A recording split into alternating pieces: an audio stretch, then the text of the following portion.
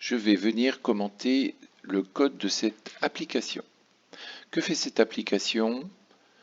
Vous avez un input qui vous permet de mettre le mot que vous voulez rechercher. Ce mot se récupère sur un bouton qui devient maintenant générique. La valeur recherchée dépend de l'input et quand vous cliquez, ça se met évidemment en lumière. Vous pouvez aussi ici mettre le mot qui vous intéresse, Super Dupont, et on va essayer de trouver Super Dupont. Voilà, ça c'est un amusement. C'est pas sans me rappeler le TD 7, 8 et 9 où il y avait des boutons, mais les boutons étaient figés, c'est-à-dire qu'on tapait un nom et on allait le chercher. Là, l'application est beaucoup plus évoluée. En fonction du texte de la personne, la valeur que je vais aller chercher sera modifiée.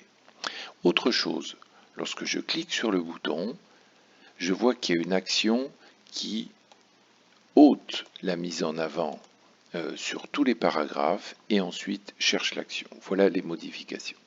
Alors, lorsque j'ai une application comme ça, je fais le point, je sais déjà faire un bouton. Lorsque je clique dessus, il fait une action avec un mot clé, passé en paramètres. La seule chose que je ne sais pas faire, et il faut que je me concentre là-dessus, c'est de répercuter ce que je tape ici sur le bouton. Alors, il y a plein de façons, et je vais vous montrer une façon assez intelligente, mais surtout, c'est quelque chose de très utilisé. Ça, c'est un gadget, c'est typiquement quelque chose qui vous permet de rendre de l'édition à l'utilisateur. Alors, nous allons découvrir le code.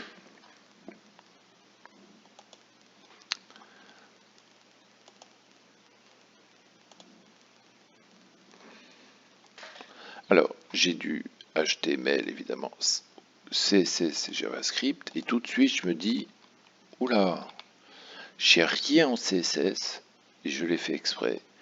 Et surtout, j'ai une écriture qui me plaît beaucoup, et vous allez comprendre le truc que j'utilise. Alors, pourquoi d'abord il n'y a pas de CSS? Or, j'ai une qualité visuelle qui est supérieure à ce que j'ai fait en TD. Les boutons, regardez, quand je clique dessus, il y a une bordure, etc. Eh bien, c'est la magie d'aller chercher des bibliothèques CSS existantes. Et pour cela, il y a des onglets qu'on n'a pas trop vus. Ce sont détails.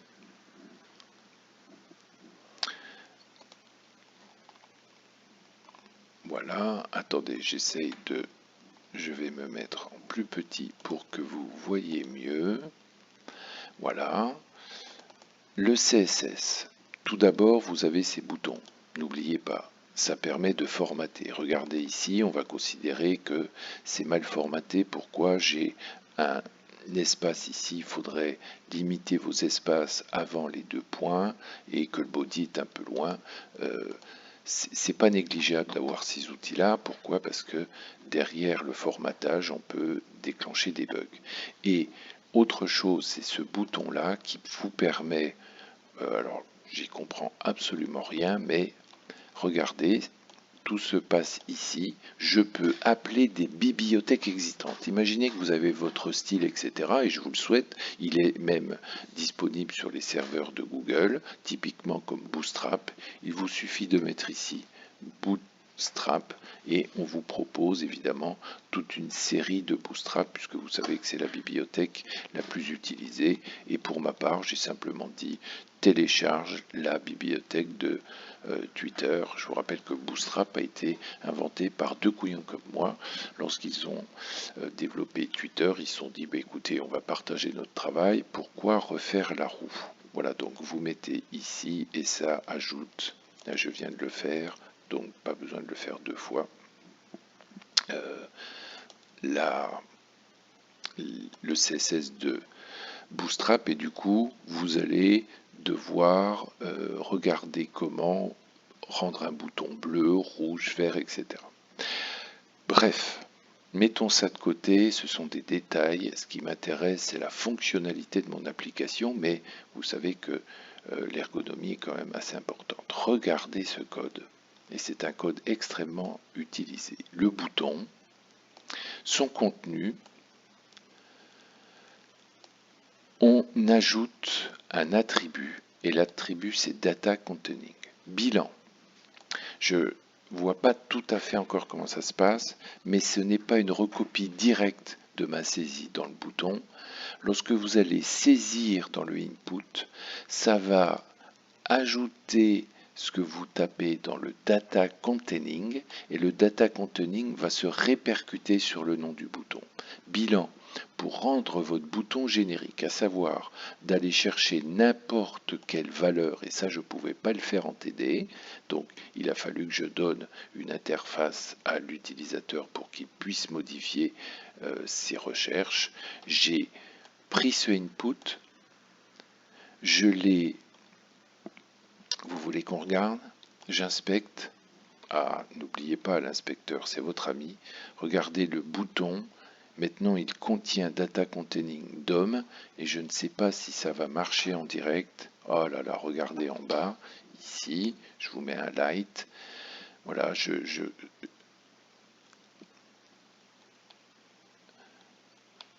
grossis pour que vous voyez mieux. Je vais taper. Oh là là. Et encore une fois, je salue mes amis développeurs de chez Google qui vous mettent en avant évidemment ce qui change pour que visuellement, lorsque vous êtes sur le debugger, on vous signale ça se passe ici. Et donc, regardez, je commence à comprendre un peu la magie de ce code. Le input est recopié parce que cette valeur-là se répercute ici et je ne négligez pas le CSS. Par CSS, cette valeur du data containing se met sur le bouton. Mon Dieu, est-ce que c'est compliqué? Regardez, bouton before, alors je peux faire after. Et évidemment, si votre bouton avait d'abord une valeur, on l'ajouterait devant ou après si vous mettez after. Voilà, ça n'écrase pas. Donc, je vois l'importance ici du CSS. Je vais passer au HTML. Alors, je mets de côté Content Editable, mais je trouve ça rigolo. Ça vous permet d'éditer toute balise. Ça, c'est faux. Il y a des balises que vous ne pourrez pas éditer. Et d'ailleurs, ma première idée, c'était d'éditer directement un bouton. C'est possible. Sauf que pour l'éditer, regardez, il faut venir cliquer.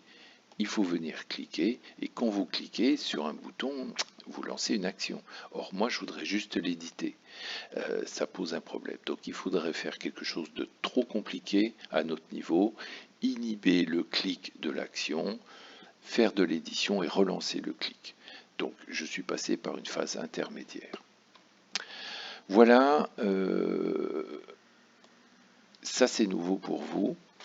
Un input, c'est-à-dire que là, vous êtes en train de demander à l'utilisateur d'interagir avec votre application. Le label correspond à l'input par l'intermédiaire du for et du name. Et voilà les classes que j'ai été chercher dans Bootstrap pour faire un joli bouton. Et si j'ôte le bouton alerte warning, je ne sais pas si ça va se mettre en direct. Voilà, et ben vous avez pas du tout le bouton, le input n'est plus en alert warning. Voilà, c'est. Et par exemple, votre bouton, je vais changer de ça, classe bouton, et il faut, je ne sais pas si je peux vous le faire mettre comme ça. Voilà, il change de couleur puisque Bootstrap, vous allez voir, il y a au moins, je crois, 8 couleurs. Il y a alerte, c'est en rouge, cool, c'est en vert, etc., etc. Alors, mis à part ces détails, au début de mon application, regardez, je retombe sur le TD du DOM, numéro, ça commence à 7, 8, 9, où Le bouton, j'ai une action, mettre en avant, et je reconnais data containing, c'est-à-dire la valeur que je vais aller chercher. Et mon application ici, il faut que je pense maintenant qu'elle est relativement simple à faire. Ce data containing, pour qu'il soit générique, va être modifié, c'est-à-dire que cette valeur en direct, je ne vais pas la taper, elle va être modifiée par cet input-là pour avoir des valeurs génériques. Il me reste à voir comment j'ai fait cette valeur générique. Il y a des petits détails bien sûr, c'est que lorsque vous cherchez un autre mot, ça, vous avez vu, ça fait un reset des mises en avant et après ça change. C'est-à-dire que, ah oui, je suis en train de me rendre compte qu'il n'y a plus le bouton reset. Le reset se fait lorsque vous lancez le bouton. C'est un détail, nous verrons ça plus tard. Alors, passons à la phase du JavaScript. Eh bien, il y a quand même un petit peu de code, voire trop de code, mais c'est évidemment pour enfoncer le clou des TD. Oh, super, je reconnais ma fonction highlight paragraphe. Elle n'a pas changé, je l'ai juste adaptée. Adapter, ça veut dire quoi? Pour la mettre en avant, il faut que je mette maintenant les classes, non pas highlight comme dans le TD, mais les classes de Bootstrap. C'est ici que ça se passe. Pour ma fonction remove, qu'est-ce qui a changé? Rien du tout, je l'ai adapté. Je cherche les paragraphes qui ont été mis en alerte en ajoutant la classe de Bootstrap. Si c'était un autre nom, je mettrais un autre nom. Et bien sûr, il faut que je remove ici ces classes alerte et alerte primary qui vont me permettre d'ôter évidemment le code allumé. Si je inspecte, voilà, je vois que mon identifiant ici a alerte primary et l'idée de la fonction, vous le savez, c'est de supprimer voilà, ces classes et regardez, le bouton n'est plus mis en avant. Donc, deux fonctions déjà développées, mais adaptées à mes besoins. Ça, c'est ce que vous allez faire plus tard lorsque vous serez en industrie. Je vous ai fait un mixte pour que vous vous habituiez. Eurefrom, c'est quelque chose de magique. Ça vous permet d'éviter d'écrire une boucle, c'est-à-dire vous allez chercher tout. En fait, regardez, c'est exactement le code du TD. Tous les boutons qui contiennent highlight comme action, et vous faites en fait ce qu'on appelle un map, mais qui ressemble à une boucle pour dire tu vas, voilà, tu vas d'abord me retirer tout ce qui était mis en avant, et ensuite tu mets en avant la valeur de l'élément, c'est-à-dire le bouton. Je récupère grâce à dataset la valeur que j'ai mis dans le input qui a été répercuté dans le bouton. Donc ici, rien de nouveau. Remove highlight, de la même façon, il ne se passe rien, sauf quoi?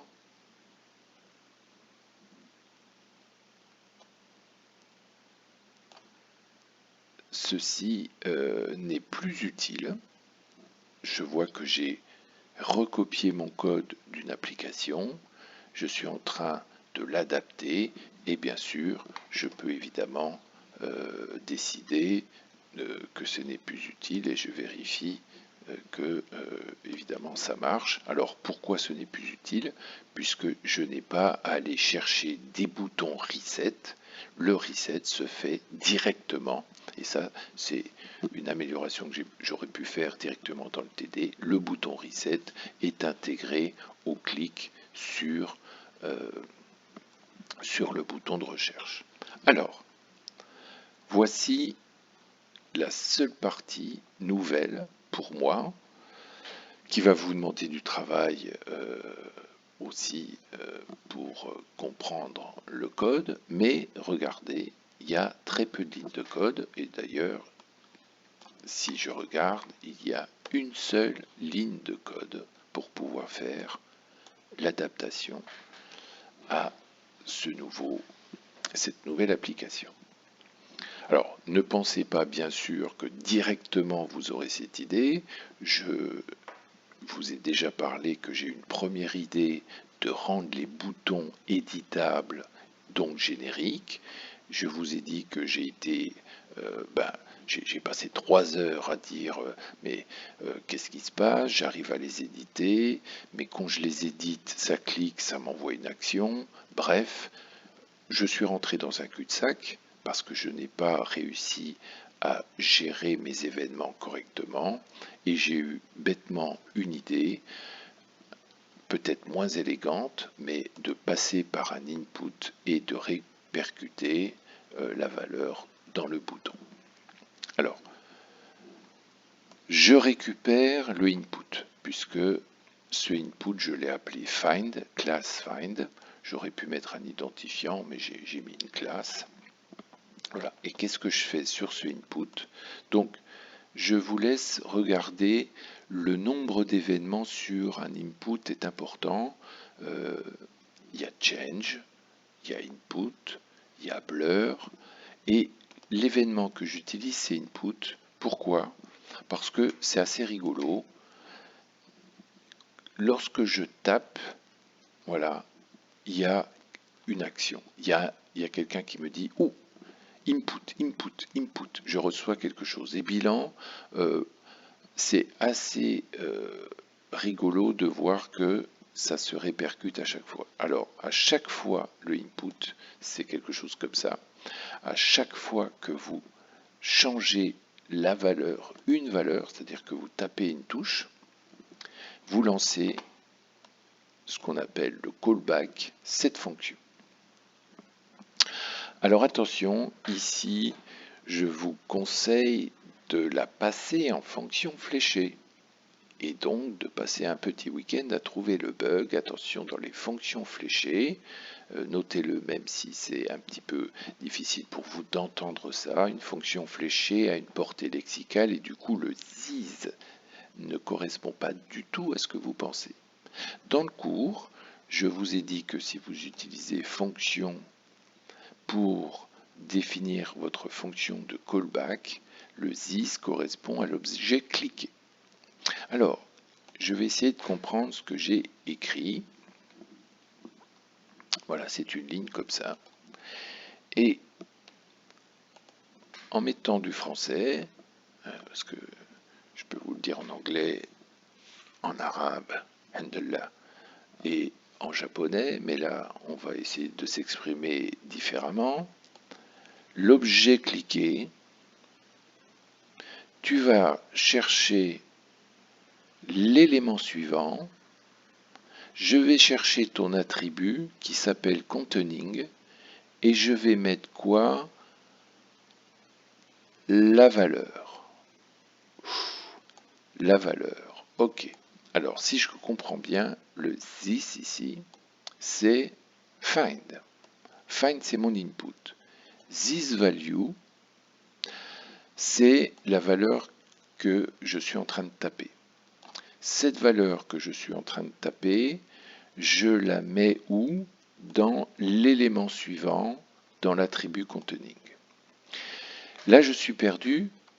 Alors, disons que, allez, on va dire que je suis perdu. Il me faut retourner au HTML pour comprendre ceci. Voilà mon input. Et on me dit d'aller... Ah, ça y est, j'ai compris. Donc, lorsque vous avez du code DOM en JavaScript, évidemment, ça parle de structure. La structure est donnée par votre HTML. Il vous faut vous rendre pour comprendre dans le HTML. Et souvent, lorsqu'il y a un bug, vous vous rappelez, c'est que vous êtes en train de cibler un mauvais élément. Donc là, si j'ai compris, mon input, le voilà. Mon next élément, il est là. L'attribut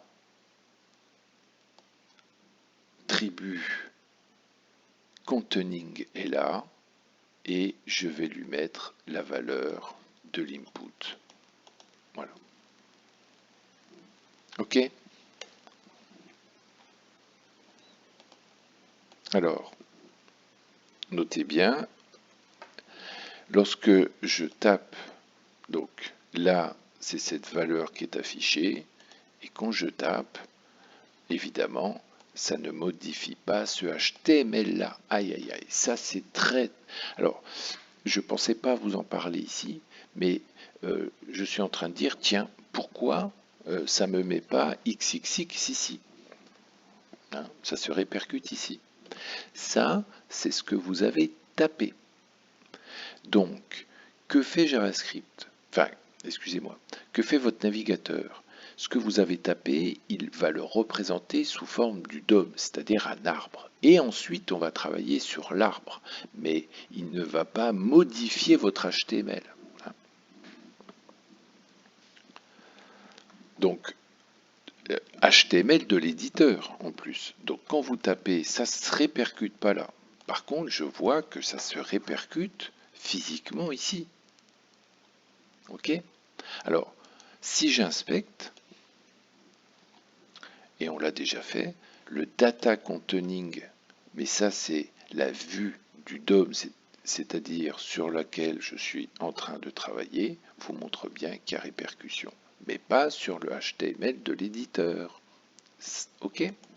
Alors, j'ai compris, et vous avez vu pourquoi j'ai une ligne de code, parce que je suis extrêmement à l'aise avec la syntaxe du DOM, mon input, l'élément suivant, je te change ton attribut containing, et ensuite je sais que mes boutons vont avoir la possibilité, voilà, d'aller chercher l'élément suivant. Et ça, je n'y ai pas touché puisque j'ai juste adapté mon TD précédemment. Ok. Alors il y a des trucs rigolos. Pas tant que ça. Si je mets ça là, j'ai un petit warning. Vous affolez pas. Pourquoi il y a ce warning? Eh ben, vous aurez tout le temps des bugs extrêmement difficiles à trouver, puisque quelle idée d'aller chercher un point d'interrogation, mais imaginez qu'un de vos clients tape point d'interrogation, le point, ouais, aime pas trop, un L, voilà, ça va, mais pourquoi point d'interrogation? C'est à cause de l'expression régulière, qui fait que point d'interrogation, c'est en fait un mot-clé dans les expressions régulières. Et là, le code, j'essaie de simplifier. Donc le code est trop simple pour tester qu'il ne faut pas injecter dans l'expression régulière des mots-clés sans les avoir mis en escape. Ça est hors de propos. Hein, là, je vous signale juste qu'il faudrait améliorer notre code. Je ne vous demande pas de le corriger. Donc je répète, j'ai fait un TD et maintenant je me prouve à moi-même que je suis capable d'adapter ce code, et ça c'est une démarche assez fréquente dans la conception que vous aurez à faire. Et par contre, à partir de maintenant, je suis attentif aux événements sur les inputs. Vous pourrez mettre change par exemple. Ça va changer. Là, je tape Denis. Ah, tiens, ça s'est pas répercuté. Et change, vous voyez, lorsque je clique, super Dupont, entrée. Donc, input, c'est très sympathique parce que c'est assez rigolo, ça se répercute directement, mais dans des applications, ne rigolez pas, à force de faire clignoter tout, c'est pas très sympathique. Bilan, change est aussi utilisé, pourquoi? Parce qu'il n'y a pas ce clignotement, c'est à la fin, regardez, voilà, DOM, Ça c'est pas répercuté, mais quand je vais faire entrer, ça se répercute et je vais chercher DOM. Voilà, j'ai été un peu long pour vous montrer le code, en vous montrant évidemment l'intérêt d'utiliser une bibliothèque CSS déjà existante, d'adapter un code et après d'être bloqué par une solution qu'on pensait la bonne et de repartir sur une autre solution qui s'avère en fait relativement simple puisque je n'ai qu'une ligne de code à modifier.